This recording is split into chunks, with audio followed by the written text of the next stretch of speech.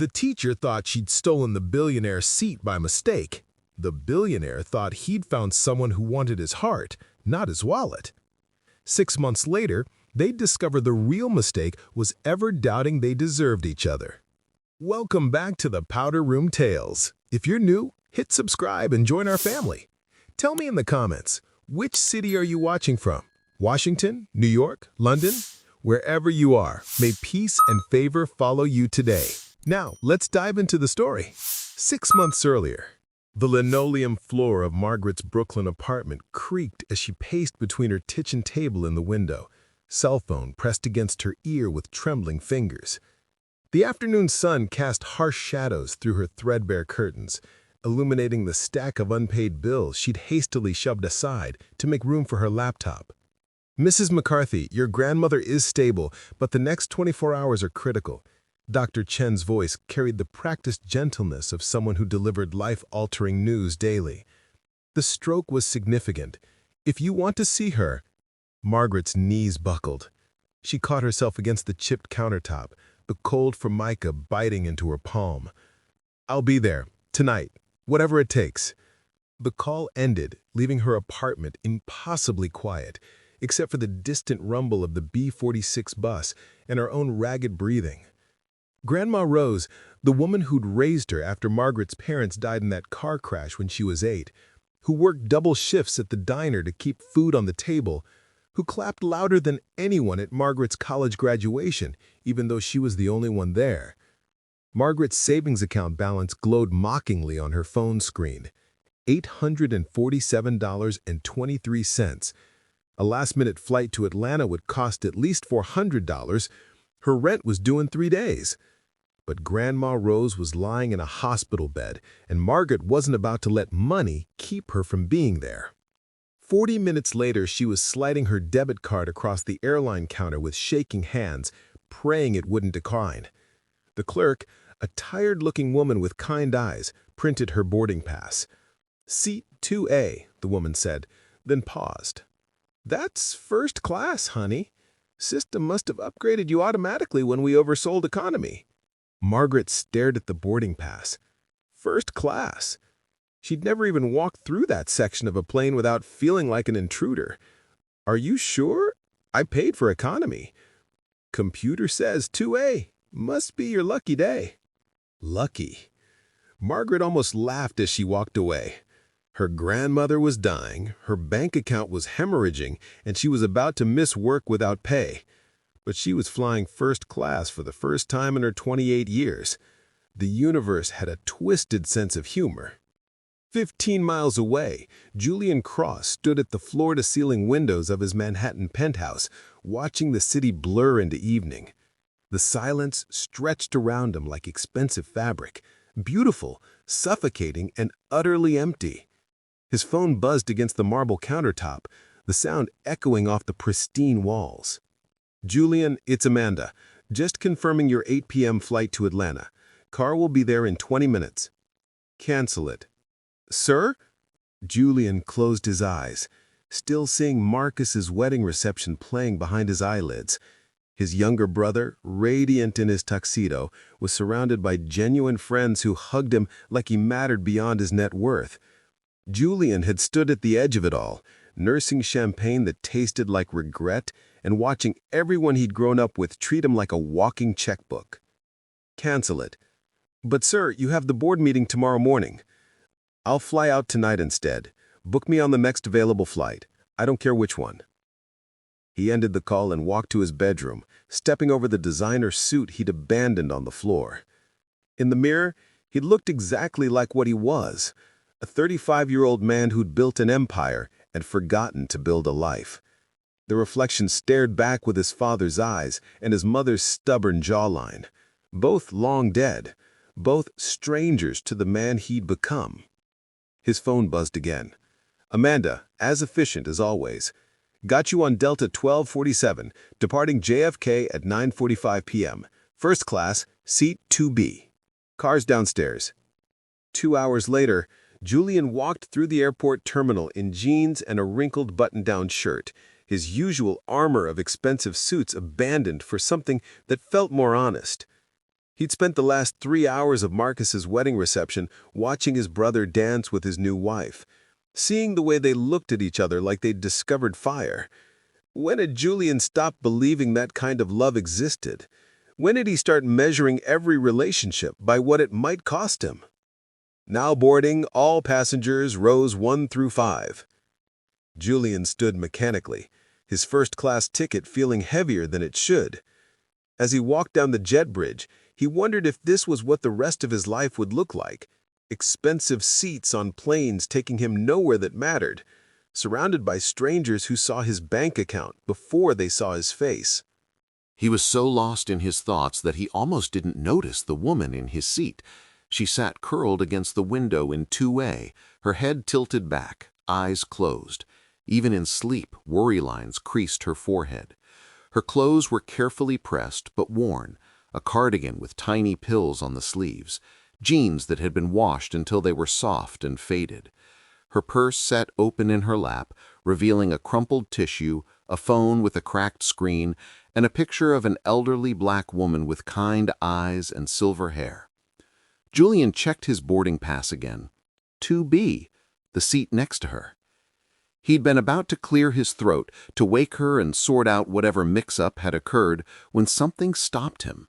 Maybe it was the way her fingers clutched that photograph, or the way her breathing hitched every few seconds like she was fighting tears even in sleep. Or maybe it was just that for the first time in years, Julian was looking at someone who seemed as lost as he felt. Instead of waking her, he quietly stowed his carry-on and settled into 2B, careful not to disturb her. Outside the small window, Atlanta's lights twinkled like stars, and Julian found himself wondering what story had brought this woman to seat 2A, and why the universe had decided they should sit together in this moment, 30,000 feet above their separate heartbreaks. The plane began to taxi, and somewhere between the runway and takeoff, Julian Cross made a decision that would change everything. He would let the mix-up stand. Sometimes, he thought, as they lifted into the night sky, the best things in life came from the most unexpected mistakes. Neither of them knew that the woman at the ticket counter had looked at Margaret's tear-stained face and made her own executive decision, bumping a rude businessman from first class to give the heartbroken teacher a small kindness on the worst night of her life. Sometimes angels wore airline uniforms and understood that grace came in many forms, including upgraded seats and the chance for two lost souls to find each other at exactly the right moment. As the city lights faded below them, Margaret stirred in her sleep, her hand still clutching Grandma Rose's picture, and Julian Cross sat in the darkness, wondering if maybe, just maybe, he wasn't as alone as he'd thought. What moments in your life have felt like wrong turns that led you exactly where you needed to be? Sometimes our greatest blessings come disguised as mistakes. If this story is already touching your heart, hit that subscribe button. Margaret and Julian's journey is just beginning, and you won't want to miss what happens when she wakes up and discovers the billionaire sitting next to her. She belonged in that first-class seat now, not because of his billions, but because she'd finally learned her worth. But 6 months ago, when Margaret McCarthy sat in 2A by mistake, she never imagined love could teach her to fly. The boarding announcement for Flight 447 to LaGuardia crackled through the gate speakers, but Margaret McCarthy barely heard it. Her hands trembled as she clutched her boarding pass. 2A, first class, a seat that cost more than her monthly grocery budget. The hospital had called again 20 minutes ago. Grandma Rose's condition was stable, but Margaret needed to get to New York, now. She'd maxed out her emergency credit card for this last-minute ticket, her teacher's salary stretched beyond breaking. The gate agent had mentioned an upgrade due to overbooking, but Margaret was too exhausted from 3 sleepless nights to question her luck. All that mattered was getting to the woman who'd raised her, who'd whispered, "You're worth more than diamonds, baby girl," every night before bed. The first-class cabin felt like another planet. Cream leather seats, soft lighting, flight attendants offering champagne before takeoff. Margaret slipped into 2A, her worn canvas tote bag looking pitiful next to the gleaming armrests. She'd never even been on a plane until today, let alone first class. Don't touch anything expensive, she thought, folding her hands in her lap. You don't belong here. Excuse me. The voice was deep, gentle, with just a hint of confusion. Margaret looked up to find a man standing in the aisle, tall, impeccably dressed in a charcoal suit that probably cost more than her car. His dark hair was perfectly styled, his blue eyes kind but tired. This was clearly someone who belonged in first class. He think there might be some confusion. He continued, checking his phone. This is 2A. Heat flooded Margaret's cheeks. Of course this was too good to be true. She fumbled for her boarding pass, hands shaking as she held it up. I'm so sorry, She started to stand, but he held up a hand. Wait, let me see. He leaned closer, and she caught a hint of expensive cologne mixed with something warmer, more human. Your pass says 282. Their eyes met for a moment, and something electric passed between them. Margaret felt her breath catch. Julian Cross, he said, extending his hand. Margaret McCarthy. Her fingers were small in his, rough from classroom supplies and late-night grading. She expected him to pull away, but he held on for just a moment longer than necessary. The pleasure's mine, Margaret. The way he said her name, like it mattered, like she mattered, made her stomach flutter in a way that had nothing to do with flying. Sir? A flight attendant appeared beside them. Is there an issue with the seating? Actually, Julian said, not taking his eyes off Margaret, I'd like to upgrade to 1A if it's available. Miss McCarthy was here first. Oh, no, Margaret protested, finally standing. I can't, this was obviously a mistake. I'll go back to coach. It's fine. It's not fine. His voice was firm but warm. You're clearly dealing with something important. He nodded toward her phone, where missed calls from Brooklyn Methodist Hospital lit up the screen. Family emergency? Margaret's composure cracked. My grandmother. She raised me, and the doctors don't know. Her voice broke. Without hesitation, Julian turned to the flight attendant. We'll figure out the seating later. Right now, this woman needs to get to New York. He looked back at Margaret. Keep the seat. I insist. I can't let you do that, Margaret whispered, even as tears threatened. I don't even know you. Sometimes strangers are exactly what we need. He settled into 1A across the aisle, close enough that she could still catch that warm scent, see the way his eyes softened when he looked at her. Tell me about her, your grandmother. As the plane pushed back from the gate, Margaret found herself talking about Rose McCarthy, who'd worked 3 jobs to put herself through college, about bedtime stories filled with strong black women who changed the world, about a woman who'd never had much money, but was rich in love, wisdom, and unshakable faith in her granddaughter. She sounds extraordinary, Julian said quietly. Like someone else I know. Margaret laughed through her tears. You don't know me. I know you upgraded to first class to get to someone you love faster. I know you tried to give up your seat to a stranger.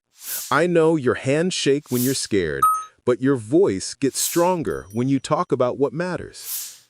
His eyes held hers. I know enough. The plane lifted off, and Margaret gripped the armrests. She'd never flown before, and the sensation of leaving the ground made her stomach drop. First time? Julian asked gently. She nodded, embarrassed. Look out the window. Margaret turned, and her breath caught. Atlanta spread below them like a glittering circuit board, lights twinkling in the darkness. It was beautiful, terrifying and beautiful. My parents died in a car crash when I was 16. I remember the first time I flew alone after that, going to sign papers, handle their affairs. I was terrified. Not of the plane, but of being completely alone in the world. Margaret turned back to him, seeing something raw in his expression. But you know what I learned? He leaned slightly across the aisle. Sometimes being 30,000 feet up gives you perspective. Sometimes you have to rise above the fear to see how strong you really are. Turbulence hit suddenly, shaking the plane. Margaret's hand shot out instinctively, and Julian caught it, his fingers intertwining with hers. For a moment that stretched between heartbeats, neither of them breathed. "I've got you," he murmured. The turbulence passed, but neither of them let go. I teach third grade in East Atlanta. 28 kids who don't have much, but they have so much heart. I love them, but sometimes I wonder if I'm making any difference at all. What made you become a teacher? Grandma Rose. She said I had a gift for seeing potential in people others overlooked. Margaret's smile was sad. Guess she was the first person to see potential in me. She wasn't the last, Julian said softly. Their eyes locked again, and Margaret felt something shift in her chest. A flutter of possibilities she thought David had killed forever. What about you? What do you do when you're not rescuing teachers in the wrong seats? Julian's smile was rueful. I run a tech company. We develop educational software, actually. Ironic, isn't it? Not ironic. Meaningful. Margaret studied his face, seeing past the expensive suit to something lonely and searching. You're trying to make a difference, too. I throw money at problems. You actually change lives. Money can change lives, too, if it's given with the right heart. The flight attendant appeared with dinner service, but neither of them were hungry. They were hungry for this, for connection, for being seen, for the rare gift of finding someone who spoke the same emotional language. "Can I ask you something?" Julian said as the cabin lights dimmed around them.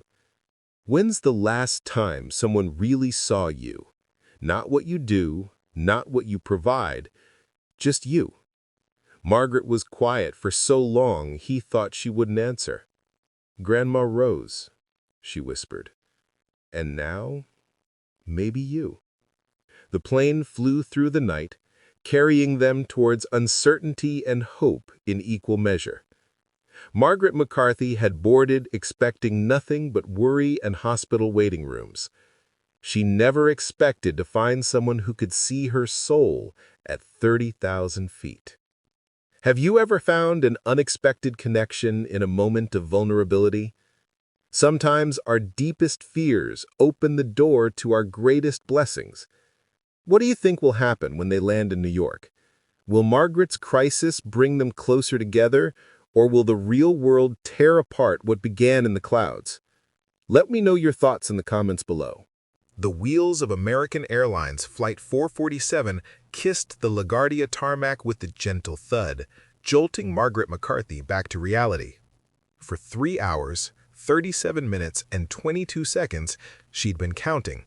She'd existed in some kind of alternate universe, where billionaires offered their first-class seats to struggling teachers and looked at her like she hung the moon. Now, as the plane taxied toward the gate, that universe was crumbling faster than her students' attention spans on Friday afternoons. "Ladies and gentlemen, welcome to New York City." The captain's voice crackled through the intercom, and Margaret felt her chest tighten. "Welcome to reality, more like it." She stole a glance at Julian Cross, who was already checking his phone with the focused intensity of a man remembering he had $1 billion empire to run. The warm, vulnerable man who'd held her hand during turbulence seemed to be dissolving before her eyes, replaced by the sharp-suited stranger she'd glimpsed in Forbes magazine articles. Of course he's already moving on, she thought, her grandmother's voice echoing in her mind. Baby girl, some people are just passing through your story. Don't mistake a moment for a lifetime. Margaret. Julian's voice was softer than his posture suggested, and when she looked up, those storm-gray eyes held something that made her heart stutter. Thank you, she interrupted quickly, unbuckling her seatbelt with trembling fingers. For the seat, the conversation, everything, really. But I know you must have important things to... "Margaret, wait!"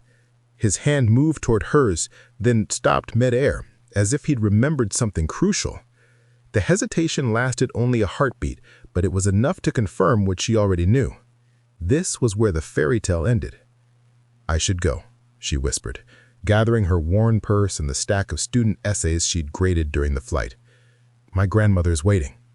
Julian opened his mouth to respond, but Margaret was already standing, squeezing past him with murmured apologies. She couldn't look back, wouldn't look back, because she was afraid of what she might see, or worse, what she might not see. 2 hours later, Margaret sat in the sterile waiting room of Mount Sinai Hospital, her hands wrapped around a lukewarm cup of coffee that tasted like regret. Grandmother Rose was stable, but sleeping, and Margaret was left alone with thoughts that kept circling back to storm-gray eyes and a laugh that had made her forget, for just a moment, that she wasn't the kind of girl billionaires fell for. "Girl, you look like someone stole your last dollar." Maya's familiar voice cut through her brooding. Her best friend since college appeared beside her chair, dark curls escaping from a hastily thrown-on ponytail, concern etched across her features. "Maya, how did you—" "Your neighbor, Mrs. Chen, called me when she saw the ambulance. I caught the first flight out of Atlanta." Maya settled into the plastic chair beside her, studying Margaret's face with the intensity of a woman who'd perfected the art of reading between the lines during their 15-year friendship. "Now spill.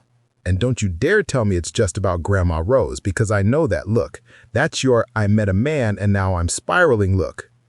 Margaret let out a shaky laugh despite herself. "Is it that obvious?"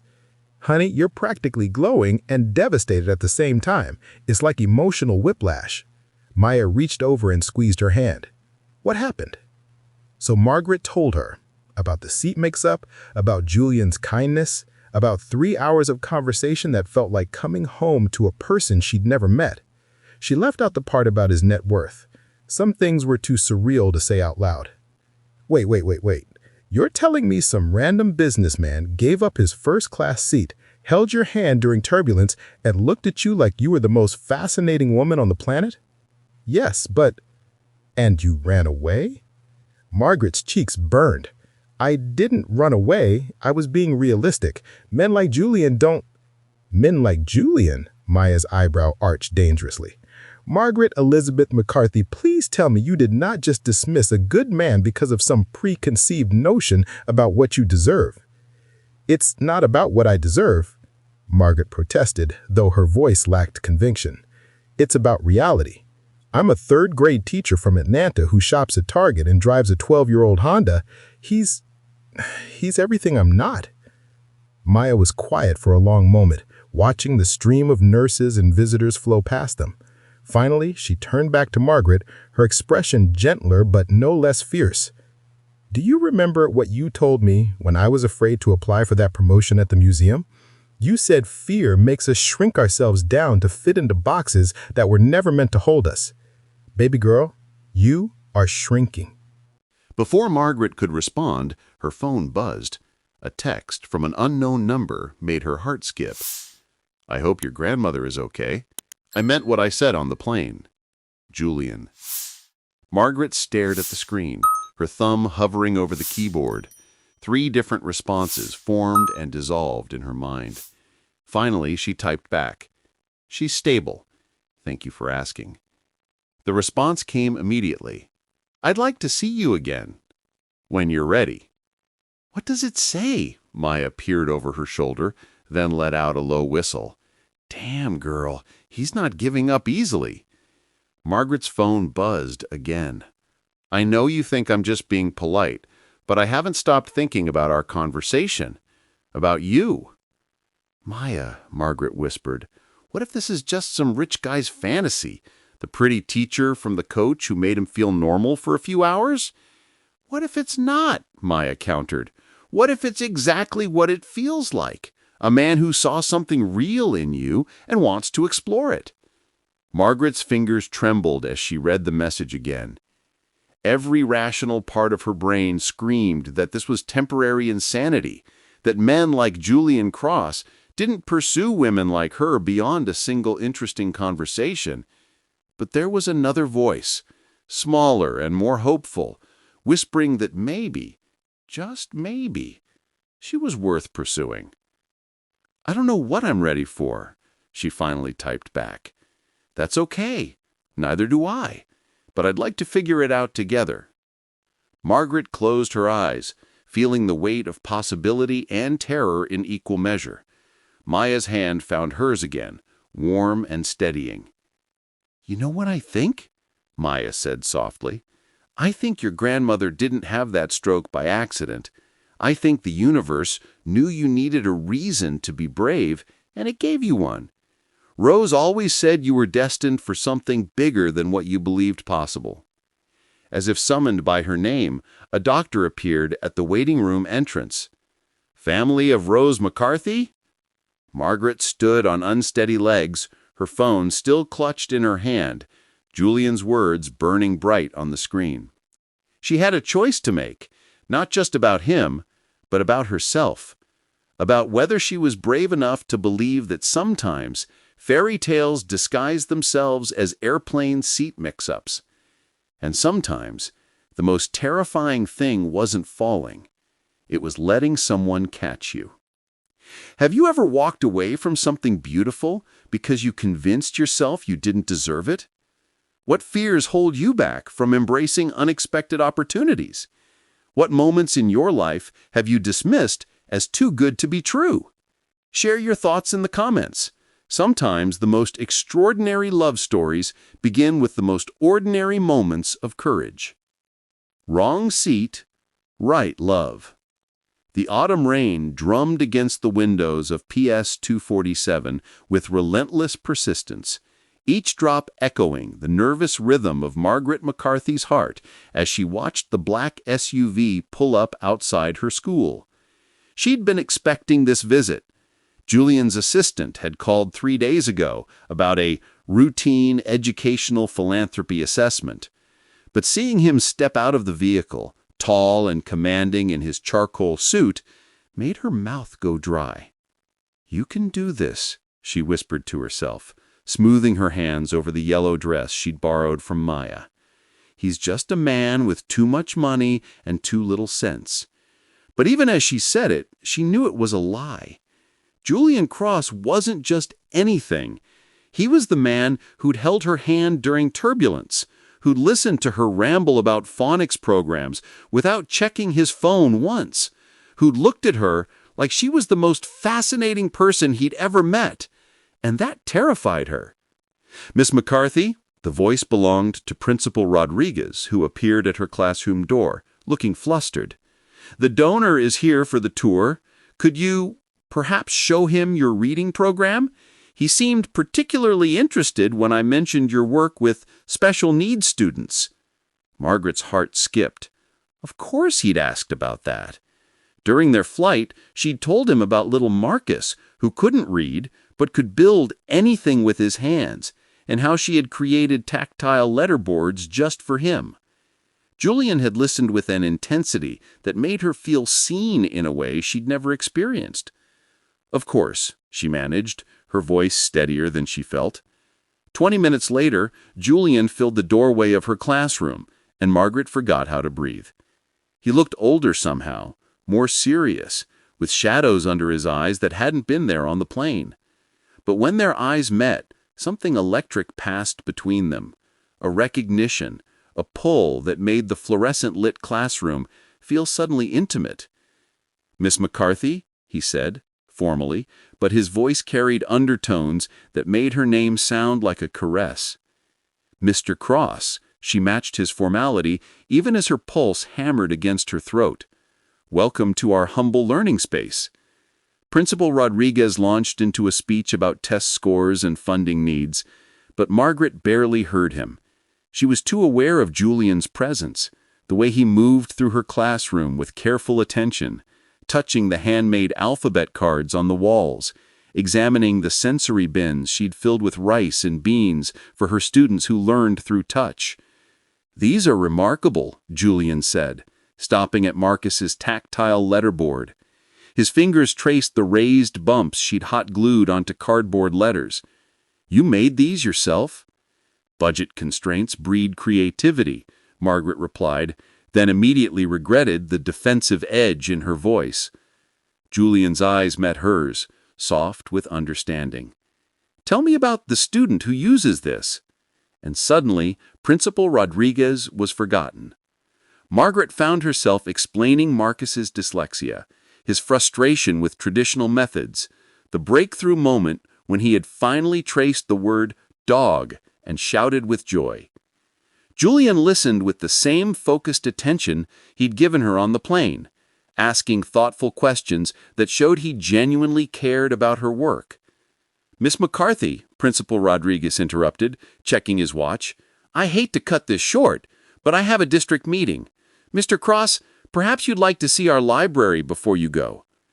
"Actually," Julian said, not taking his eyes off Margaret, "I'd like to see more of Miss McCarthy's methods, if she has time to walk me through her program."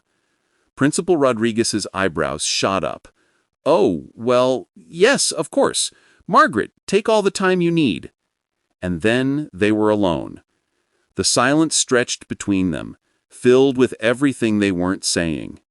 Margaret busied herself straightening already straight desks, hyper-aware of Julian's presence behind her. "You don't have to pretend this is a coincidence," she said finally, her back still to him. I'm not pretending anything. She turned to face him. Julian, the foundation really is looking at education initiatives, he said quietly. But you're right. I chose this school specifically. I needed to see you again. The admission hung in the air between them, vulnerable and honest. Margaret felt her carefully constructed walls trembling. Why? Because I can't stop thinking about you. His voice was rough, uncertain. Because for 3 hours on that plane, I felt more like myself than I have in years. Margaret's heart hammered. We're from different worlds. Are we? Julian stepped closer, his eyes never leaving hers. Because from where I'm standing, we're both just people trying to make something meaningful out of our lives. Before Margaret could respond, the lights flickered once, then twice, before dying completely. Emergency lighting kicked in, casting everything in an eerie red glow. Miss McCarthy, all staff and visitors need to shelter in place until the electrical issue is resolved. Could be an hour or more. Margaret looked at Julian, trapped in her classroom by forces beyond their control. The irony wasn't lost on her. Well, I guess you're getting the full PS247 experience. Julian laughed, a real laugh that transformed his face, and folded his long frame into the chair across from her. I've had board meetings in worse conditions. Liar. You're right, this is definitely a first. They sat in comfortable silence for a moment. The only sound was the rain against the windows and the distant voices of maintenance workers. Tell me about Marcus, Julian said suddenly. What? The student with the letterboard. Tell me more about him. So she did. In the flickering emergency light, with rain pounding the windows, Margaret found herself sharing stories about her students, their struggles, their triumphs, their small daily victories that meant everything to her. Julian listened with an almost reverent attention, asking questions that showed he understood not just what she was saying, but why it mattered. You love them, he said simply. They're my kids. Some of them, I'm the only adult who believes they can succeed. The way someone once believed in you? Margaret's breath caught. My grandmother. She raised me after my parents died. Never made me feel like I was a burden, even though money was always tight. She sounds remarkable. She is. She taught me that your bank account doesn't measure worth. Margaret met his eyes. It's measured by how much love you put into the world. Julian was quiet for a long moment. When he spoke, his voice was barely above a whisper. I don't think I've put much love into the world lately. That's not true. The words came out before Margaret could stop them. You created thousands of jobs. You've given millions to charity. That's not love. That's obligation? Guilt, maybe? When my parents died, I inherited everything. The company, the fortune, the expectations. I was 16, and suddenly responsible for an empire built on other people's dreams.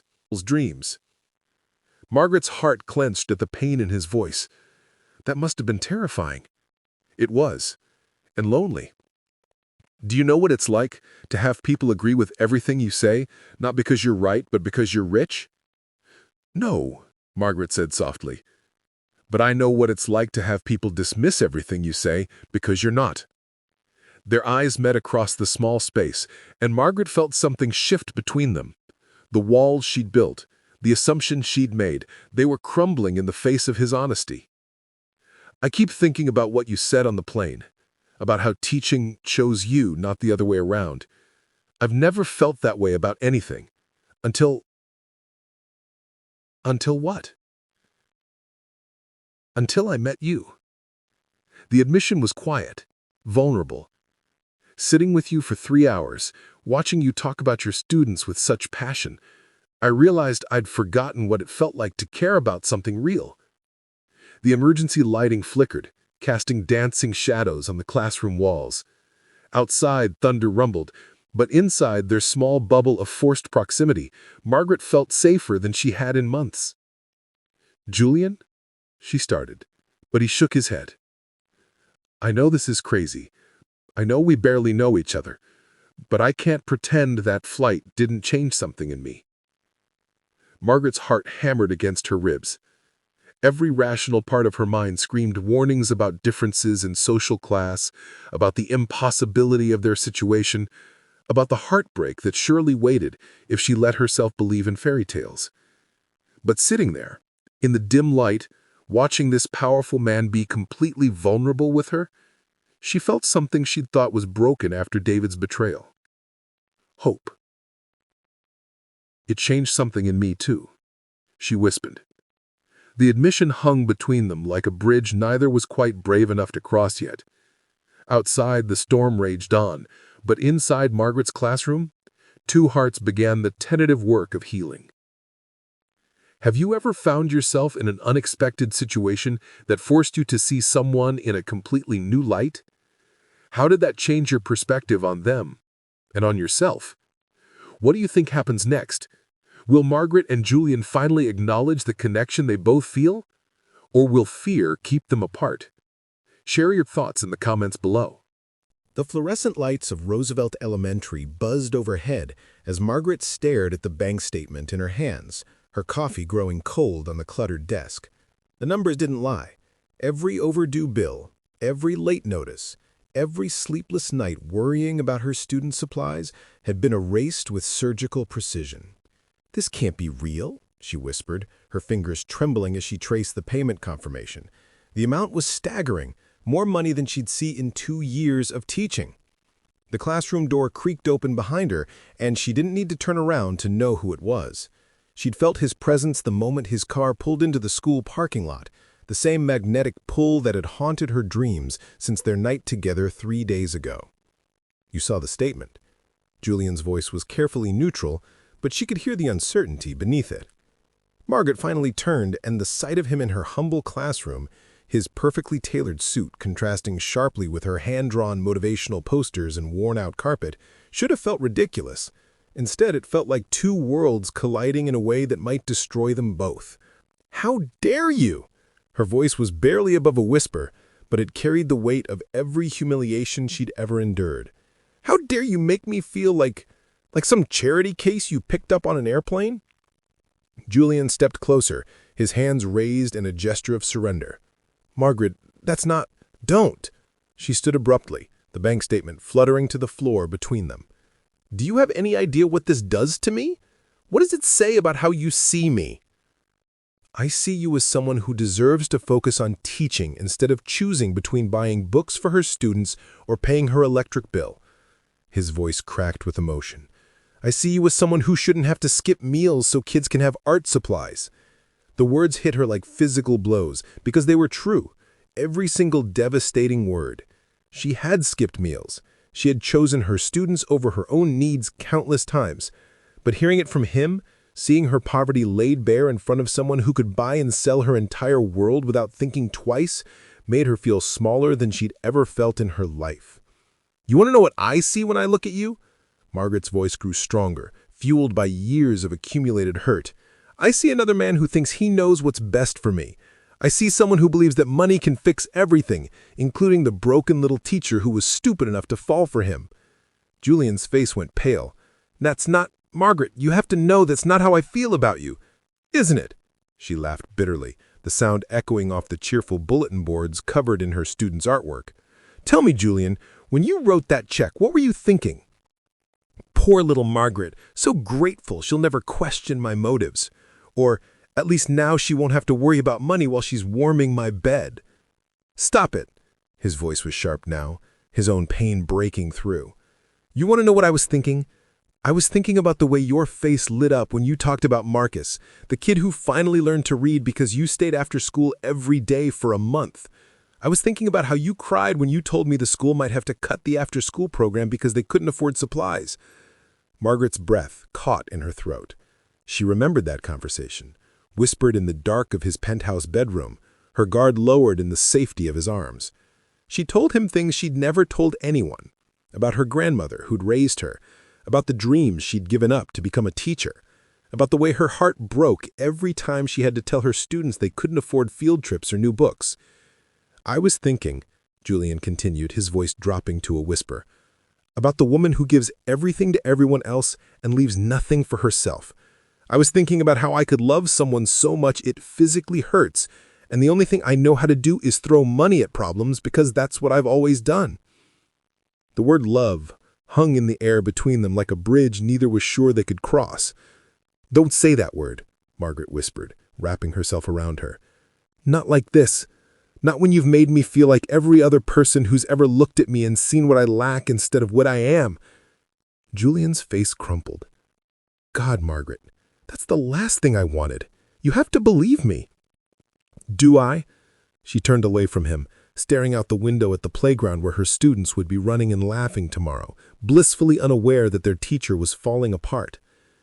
"Because right now I feel exactly like I did 3 months ago when David told me I wasn't enough, when he said he needed someone who could keep up with his lifestyle, someone who wouldn't embarrass him at business dinners." She heard Julian's sharp intake of breath behind her. "Your ex-fiancé said that to you?" Margaret closed her eyes, the old wounds tearing open fresh. "David Sinclair, successful lawyer, came from money, slumming it with the pretty teacher until someone better came along." Her voice was steady now, numbed by the familiar pain. "He said he loved me, but love wasn't enough to overcome the embarrassment of dating someone who shopped at thrift stores and drove a car older than some of his clients' children." "Margaret, the funny thing is, he was right. I didn't fit in his world. I couldn't talk about wine that cost more than my monthly rent or laugh at jokes about people like me, people who count every penny and work 2 jobs just to survive. I wasn't enough then, and clearly I'm not enough now." She turned back to face him, and Julian was shocked to see that she wasn't crying. Her eyes were dry, but there was something broken in them that made his chest ache. "The difference is," Margaret said quietly, "David at least had the decency to leave me before trying to fix me with his money." The silence that followed was deafening. Julian opened his mouth several times, searching for words that might bridge the chasm that had opened between them, but every explanation felt inadequate in the face of her pain. Finally he spoke, his voice raw with emotion. "David Sinclair was an idiot." Margaret blinked, surprised by the vehemence in his tone. "And he was wrong about everything," Julian continued, stepping closer. "You want to know about not being enough? About being left because someone found something better?" He laughed bitterly. "Her name was Claire. Beautiful, brilliant, from a good family. I thought I'd found my forever person. I was 25, still figuring out what to do with all the money my parents left me. Claire said she loved me for who I was, not what I had. I believed her. I was planning to propose. Then her father's business started failing. She asked me to buy him out, to save her family.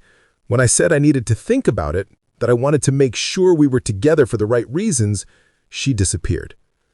Margaret's anger faltered, replaced by something dangerously close to understanding. "I found out later she'd been seeing my best friend, Marcus, for months. He didn't have my money, but he had what she really wanted, a family business she could help run, a chance to be needed for more than just her looks." Julian's smile was sharp and painful. They got married 6 months later. I wasn't invited to the wedding, but I heard about it. Everyone did. Julian, Margaret's voice was softer now, but still guarded. So you see, I know exactly what it feels like to be told you're not enough, to have someone you love walk away because you couldn't give them what they really needed. He met her eyes, and she saw her own pain reflected there. The difference is, Claire wanted me to buy her love.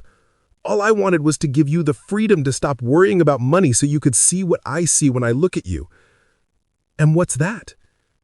A woman who changes lives every single day. Someone who sees potential in every broken thing and refuses to give up on it. Someone who loves so fiercely and purely that it makes me believe I might be worthy of something real. His voice broke on the last word. Someone I fell in love with before I even knew her name. The words hung between them like a confession and a plea. Margaret felt her carefully constructed walls trembling, but the fear was still there, sharp and insistent. "How do I know this isn't just guilt talking?" she whispered. "How do I know you won't wake up one day and realize you can have anyone? Someone who fits in your world, someone who won't be a constant reminder of how different we are." Julian stepped closer, until he was just inches away, close enough that she could see the gold flecks in his dark eyes, close enough to feel the warmth radiating from his skin. "Because I've had anyone, Margaret. I've dated women who knew which fork to use and could discuss market trends over cocktails. I've been with people who never questioned a restaurant choice because money was no object." He reached out slowly, giving her time to pull away, and gently cupped her face in his hands.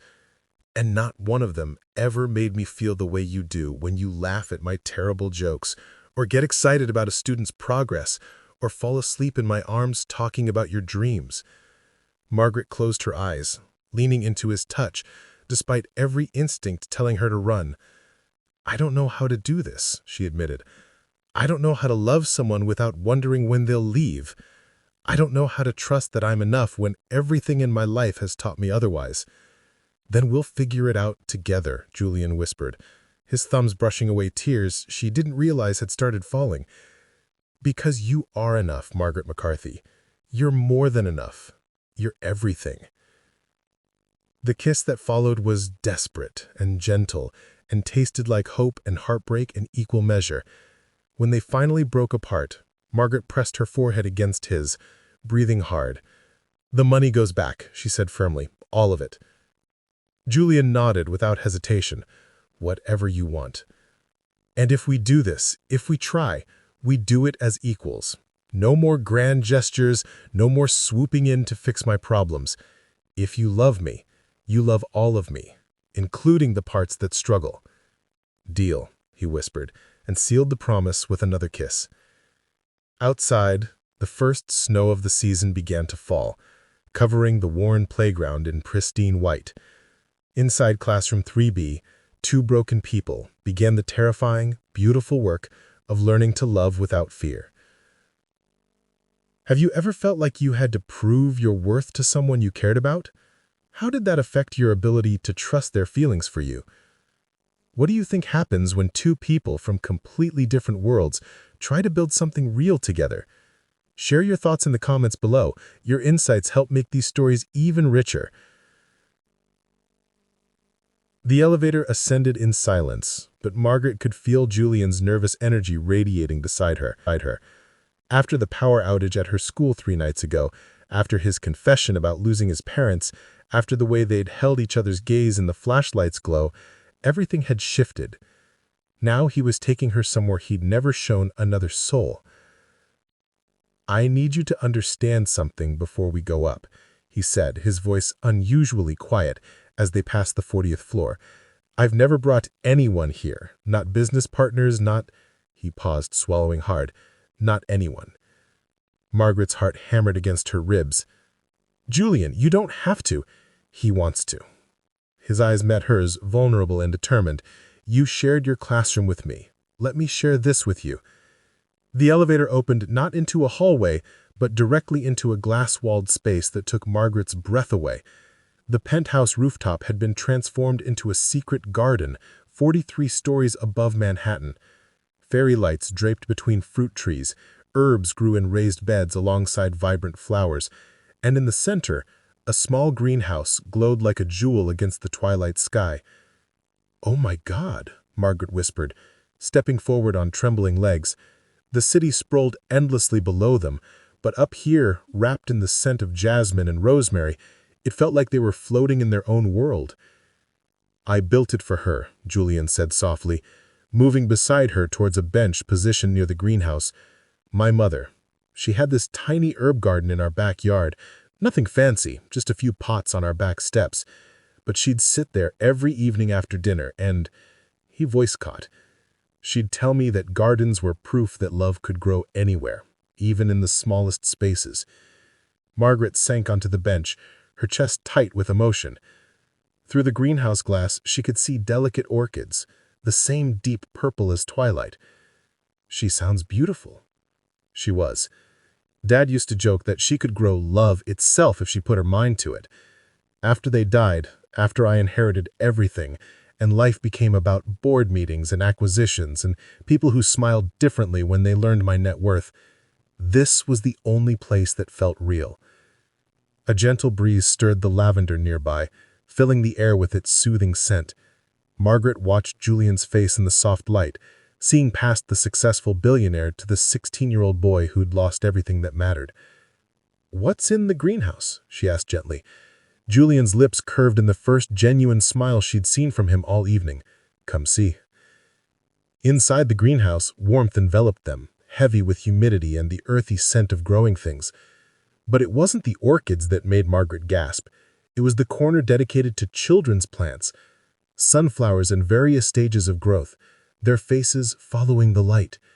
Bean plants climbing stakes with labels written in crayon, Mrs. Johnson's class, Lincoln Elementary, future scientists. "You're growing plants for schools," Margaret breathed, touching one of the labels with trembling fingers, "for kids who don't have backyards, who live in apartment buildings like I did." Julian's voice was rough. "I know it's not much, but—" "It's everything." Margaret turned to face him, and the rawness in her expression stopped him mid-sentence. "Julian, this is— you're giving them hope, something to nurture, to believe in."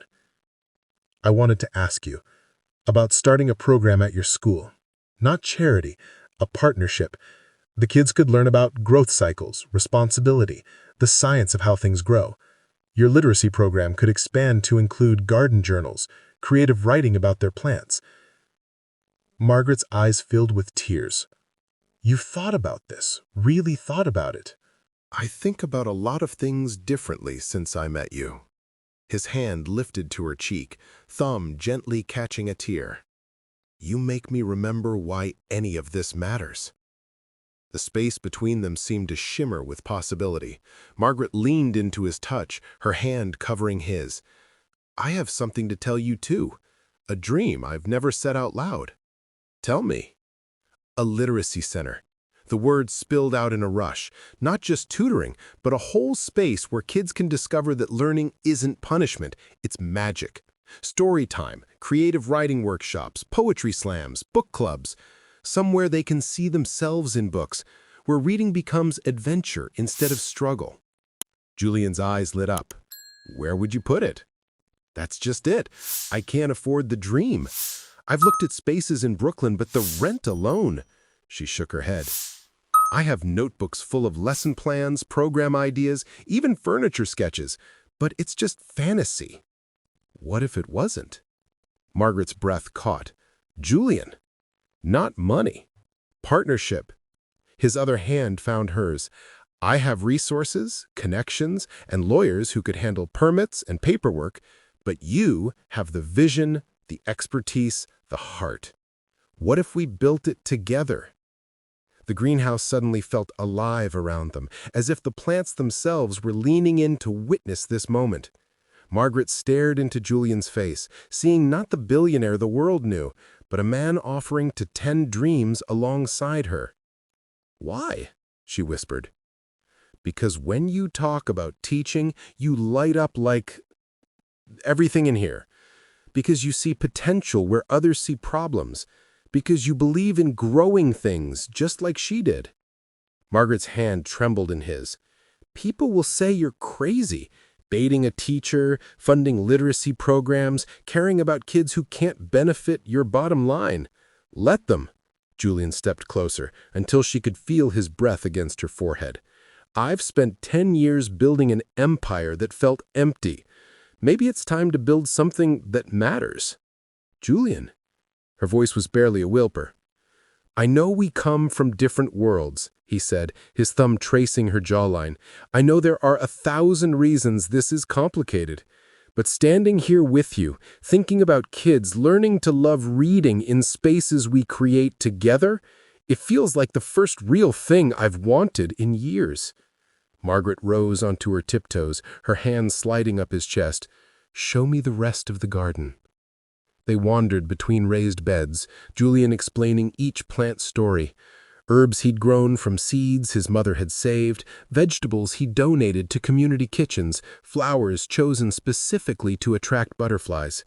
With each word, each shared memory, the walls between them crumbled further. Near the lavender, Margaret stopped walking. Can I ask you something? Anything. When you saw me in your seat that first day, what did you really think?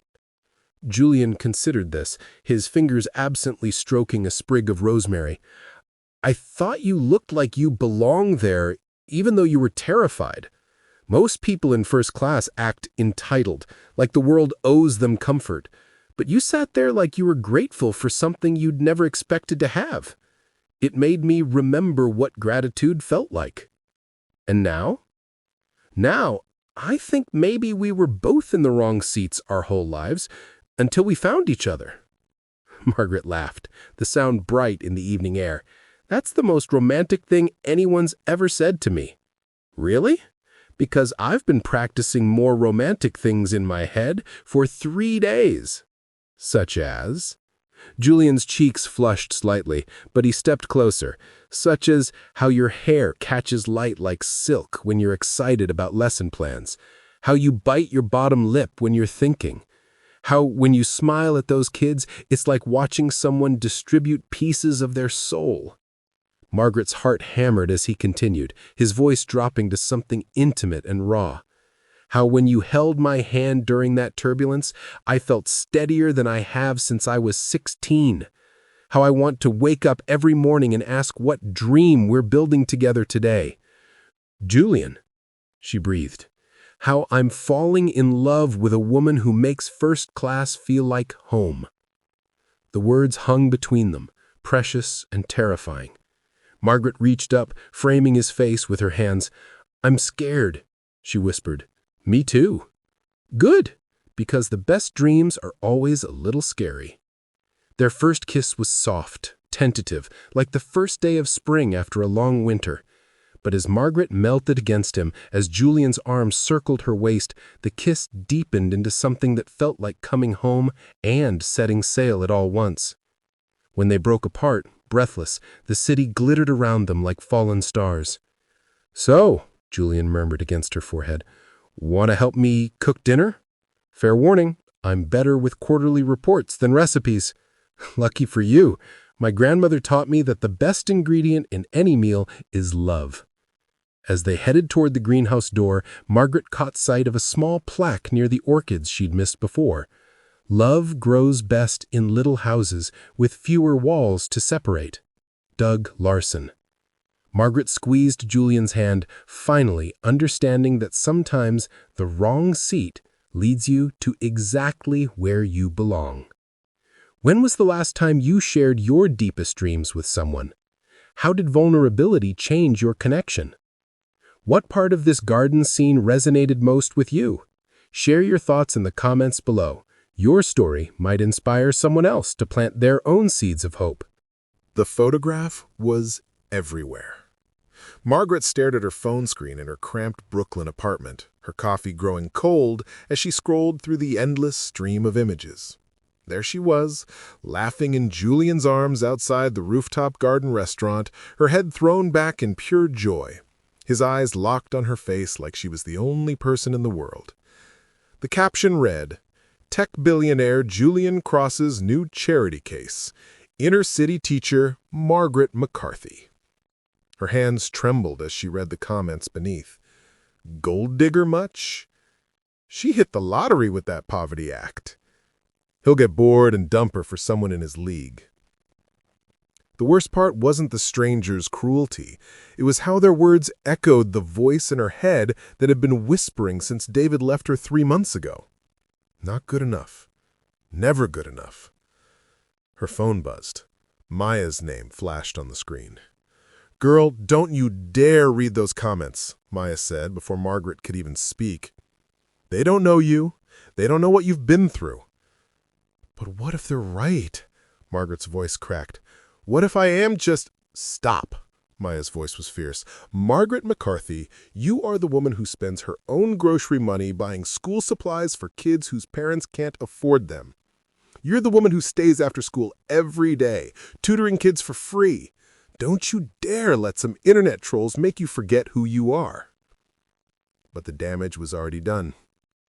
By the time Margaret arrived at Lincoln Elementary that Monday morning, Principal Rodriguez was waiting in her office, her face grim. "We need to talk." The meeting was a nightmare.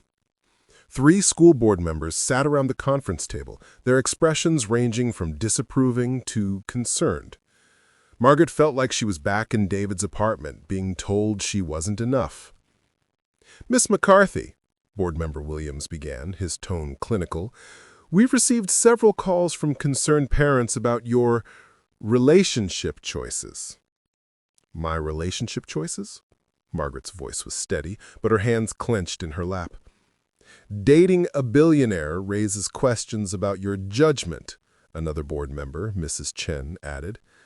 "Some parents are concerned about your motivations, your ability to relate to our students' struggles when you're apparently living a different lifestyle now." The irony was suffocating. She was being criticized for supposedly having money when her bank account still showed $247 and her shoes still had holes in the soles she'd been hiding for months. "I'm the same teacher I was last week," Margaret said quietly. "I haven't changed. My dedication to these children hasn't changed." "The optics are problematic," Williams continued. "We need you to consider whether this relationship is appropriate for someone in your position." Margaret stared at them, her heart shattering. These people knew her. They'd seen her work 16-hour days, seen her cry over students who came to school hungry, seen her spend her own money on classroom supplies, but one photograph with Julian and suddenly she was the villain. "Are you asking me to choose between my personal life and my job?" The silence stretched too long. "We're asking you to make responsible choices," Mrs. Chen said finally. Margaret left the meeting feeling hollowed out. The hallways of Lincoln Elementary, her sanctuary, her purpose, suddenly felt hostile. She caught whispers from other teachers, saw the way some parents looked at her during pickup. Even her students sensed something was wrong. "Miss Margaret, why are you sad?" 8-year-old Destiny asked during reading time, her small hand touching Margaret's arm. "I'm okay, sweetheart," Margaret managed, but the lie tasted bitter. That evening, she was grading papers when her apartment buzzer rang. Through the intercom crackle, she heard a voice that made her stomach drop. "Margaret, it's David. I need to talk to you." She considered not buzzing him up. 3 months ago, she would have done anything to hear those words. Now they just filled her with dread. "You look good," he said, his eyes scanning her small apartment with the same distaste she remembered. "I saw the news. Julian Cross, really?" "What do you want, David?" He settled onto her second-hand couch like he owned it. "Julian Cross isn't like us, Margaret. He's not going to marry the school teacher from Brooklyn. This is probably just some rich boy fantasy for him, slumming it with the help." Each word was a carefully aimed arrow, striking exactly where she was most vulnerable. "You don't know him. she said, but her voice lacked conviction. David laughed, the sound sharp and cruel. I know his type, Margaret. I work with men like him every day. You're a novelty to him, Margaret, something different to play with until he gets bored and goes back to his own kind. He leaned forward, his voice dropping to that intimate tone he'd used to manipulate her for 2 years. You remember what I told you when I left about how you were trying so hard to be something you're not? Well, this proves it. You're still doing it, still trying to climb above your station instead of accepting who you really are. The words hit like physical blows. She felt herself shrinking, becoming smaller and smaller, until she was that insecure woman again, the one who believed she wasn't worthy of real love. Just please leave, she whispered. But David wasn't finished. He'll break your heart, Margaret. Men like Julian Cross don't end up with women like us, and when he does, don't come crying to me. After he left, Margaret sat in her empty apartment, his poison seeping into her soul. She thought about Julian's penthouse, his world of private jets and charity galas. She thought about the way people looked at her when she was with him, like she didn't belong, like she was wearing a costume. Her phone buzzed with a text from Julian. Missing you. Can't wait to see you tomorrow. You're my everything. Everything. She stared at the word until it blurred. How could she be everything to someone who had everything? How could a teacher from Brooklyn be enough for a man who could have anyone in the world? The doubts multiplied like cancer cells, spreading through her chest until she couldn't breathe. She thought about her students, about the school board meeting, about David's cruel smile. She thought about all the ways this could end, with her heart broken, her job lost, her life destroyed by a fantasy that was too good to be true. Margaret McCarthy had spent her whole life feeling like she wasn't enough. Tonight, in her empty apartment, with the weight of the world's judgment pressing down on her, she finally believed it was true. Have you ever felt like you had to choose between love and everything else you've built in your life? How do external opinions affect your most important relationships? What do you think Margaret should do? Should she fight for love or protect her heart? Let us know in the comments below, and don't forget to hit that notification bell so you never miss these emotional stories that remind us we're all searching for the same thing, to be truly seen and loved. Margaret stared at the architectural drawings spread across her kitchen table, her fingers trembling as they traced the elegant lines of what could have been her literacy center. The papers had arrived 3 days ago with a note in Julian's precise handwriting. For your birthday. Your dream deserves walls. She hadn't opened the envelope until tonight. Maya sat across from her, nursing cold coffee and watching Margaret's face cycle through emotions like a broken kaleidoscope. He designed this before everything fell apart, didn't he? Look at the date, Margaret whispered, pointing to the corner of the blueprint. 2 weeks before the photos, before David showed up, before... Her voice cracked. Before I called him a charity case and walked away. The center was perfect.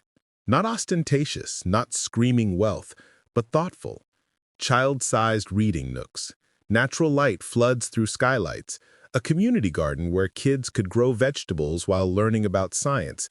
Every detail spoke of someone who had listened to her late-night dreams and taken them seriously. Maggie, Maya said softly, you know what this means, right? That I'm an idiot? That I let my pride destroy the best thing that ever happened to me? That he loves you, really loves you. Across the city, Julian sat in his office at 2 a.m., surrounded by crumpled papers and empty whiskey glasses. The contract for the Australian expansion lay unsigned on his desk, a deal worth hundreds of millions of dollars that should have excited him. Instead, he kept staring at his phone, at the message his assistant had shown him earlier. She never cashed the check, Mr. Cross. It's been 3 weeks. The apology payment you left, she never even attempted to deposit it. The check had been for $50,000, his pathetic attempt to ease his guilt after questioning her motives. Money had always been his solution to everything, but Margaret hadn't touched it. He pulled up her school's website for the 100th time, scrolling through photos of her with her students. In one image, she was kneeling beside a little boy with thick glasses, helping him sound out words. Her smile was radiant, genuine, the same smile that had undone him completely on that plane 6 months ago. His phone buzzed, a text from his assistant. "The Literacy Center blueprints were delivered today. Should I proceed with permits?" Julian stared at the message. He'd commissioned those plans as a surprise for her birthday, working with architects for weeks to capture every detail she'd shared with him during their quiet moments together. The project was supposed to be their future. Her vision, his resources, their combined hope. Now it felt like a monument to his failure. Margaret couldn't sleep. She walked through her apartment, past the stack of student essays she hadn't graded, past the bills she couldn't quite afford, past the photo of her grandmother that had started this whole journey. 3 weeks ago, she was flying to New York in a panic, convinced she was about to lose the only person who'd ever believed in her. Now she'd lost 2. Her phone rang at 2:47 a.m. Julian's name appeared on the screen, and her heart stopped. She let it go to voicemail, then immediately played the message. "Margaret, I know you probably don't want to hear from me, but..." His voice was raw, exhausted. "I saw the center plans were delivered. I wanted you to know they're yours. No strings attached. I don't care if you hate me. I don't care if we never speak again. Your kids need that center, and you deserve to see your dreams have walls." A long pause. She could hear city sounds in the background. "I'm sorry I questioned your motives. I'm sorry I let my fears make me cruel. You were right to walk away. I needed you to know that loving you was the most real thing I've ever felt, even if I ruined it." The line went dead. The next evening, Margaret stood outside Julian's building, her heart hammering against her ribs. The doorman recognized her. During their brief, beautiful time together, she'd become a familiar face. His smile was sympathetic as he called upstairs. "Mr. Cross, Ms. McCarthy is here to see you." The silence stretched so long she wondered if Julian had hung up. "Send her up," came the quiet response. The elevator ride to the penthouse felt eternal. When the doors opened, Julian was waiting, still in his work clothes but disheveled, his tie loosened and his usually perfect hair mussed. He looked like he hadn't slept in weeks. "The check," Margaret said without preamble, pulling the uncashed piece of paper from her purse. "I never wanted your money, Julian. I never wanted anything from you except you." He stepped aside, letting her into the apartment that had once felt like a sanctuary and now felt like a mausoleum. The plants from his mother's garden were dying. "Why are you here?" he asked, his voice carefully controlled. "Because I'm tired of being afraid. Because Maya showed me something today that broke my heart and put it back together at the same time." She pulled out her phone, showing him a picture. It was from her school's website, the photo of her with the little boy in glasses. But Maya had zoomed in on the background, where a figure could be seen through the classroom window. Julian, watching her teach. This was from 2 months ago, long before the media storm, before everything fell apart. He'd been there, quietly observing, and she had never known. "How long?" she whispered.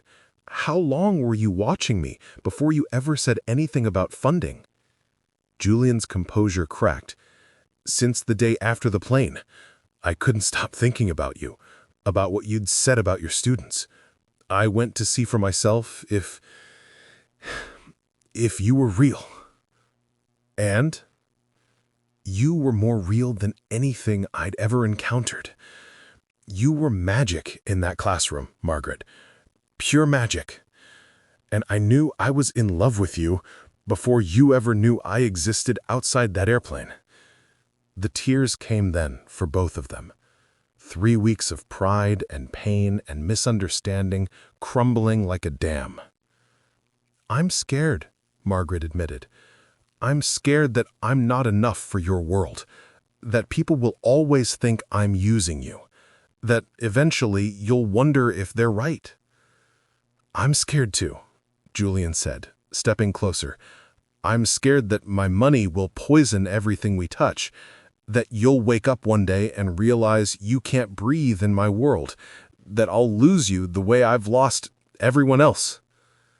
They stood there, two broken people, surrounded by all the trappings of wealth, but starving for something money couldn't buy. "So what do we do?" Margaret asked. Julian reached for her hands, his touch gentle and desperate. "We choose. Every day we choose to believe in this, to believe in us, to fight for what we have instead of letting fear win." "The center," Margaret said suddenly. "If we do this, if we try again, the center has to be mine. My vision, my rules. I need to know I built something that's mine." "Yours," Julian agreed without hesitation. "I'll fund it, but it's your kingdom." Margaret studied his face, seeing not the billionaire or the magazine covers, but the lonely boy who'd lost his parents and spent 15 years building walls around his heart. "Julian?" "Yeah?" "I choose you. I choose us. I choose being brave enough to believe that love is bigger than fear." When he kissed her, it tasted like second chances and promises kept, like coming home after being lost in the wilderness for years. Outside, the city sparkled like a constellation of possibilities, but neither of them noticed. They were too busy choosing each other, over and over again. When have you had to choose between safety and the possibility of something beautiful? What helped you find the courage to take that leap? Share this story with someone who needs to remember that love is always worth the risk. Sometimes the most beautiful things in life require us to be brave enough to try again. 6 months had passed since Margaret McCarthy last saw Julian Cross. 6 months of throwing herself into teaching, of building walls higher than ever, of convincing herself she was better off alone. But today, standing outside the gleaming glass building that housed Cross Foundation's new literacy center, her literacy center, she couldn't ignore the truth anymore. The bronze plaque beside the entrance made her throat tight.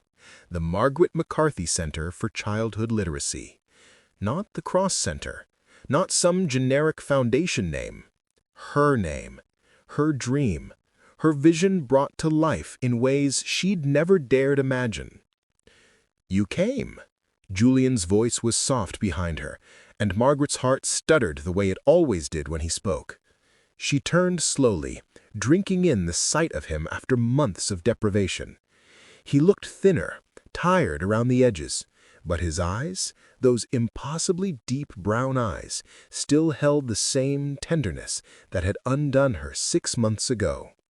"I had to see it," she whispered, gesturing at the building. "Maya showed me the plans. Julian, it's everything I dreamed of and more." He stepped closer, close enough that she could smell his cologne, the same scent that had lingered on her pillow after their one perfect night together. "It was always meant to be yours, Margaret. From the moment you told me about your grandmother reading to you by candlelight when the power was shut off, about how books became your escape, I knew this center had to exist." "But I hurt you." The words tumbled out, raw and honest. "I walked away. I said terrible things." "You were scared. We both were. Fear makes us do things that go against our hearts." Margaret looked up at the building again, at the children's artwork visible through the floor-to-ceiling windows, at the reading nooks and computer stations, and at the small theater where kids could perform their own stories. How many children will this help? The projections suggest we'll serve over 3,000 kids annually. But Margaret, I need you to know, I never did this to win you back. I did it because the world needs more Margaret McCarthys. And if I could give you the tools to reach every child who needs what you offer, then maybe some good could come from my wealth for once. The tears came without warning, streaming down her cheeks as she finally understood. This wasn't about his money trying to buy her love. This was about his love trying to honor her purpose.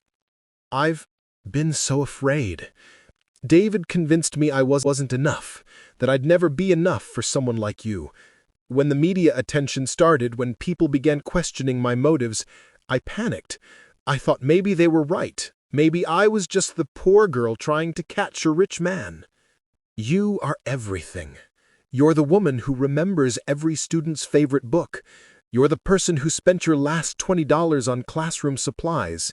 You're the heart that loves so purely it terrifies people who've forgotten what that looks like. Margaret, you're not trying to catch anyone. You're the prize we're all hoping to be worthy of. I never cashed your check. The apology money you left. It's still in my jewelry box. I know. My assistant told me. That's when I knew. Even angry, even hurt, you weren't after my money. You just wanted my heart. I still do, she admitted, her voice barely a whisper. I never stopped wanting your heart, Julian. I just forgot I was worthy of it. You are, he said, finally reaching for her hands.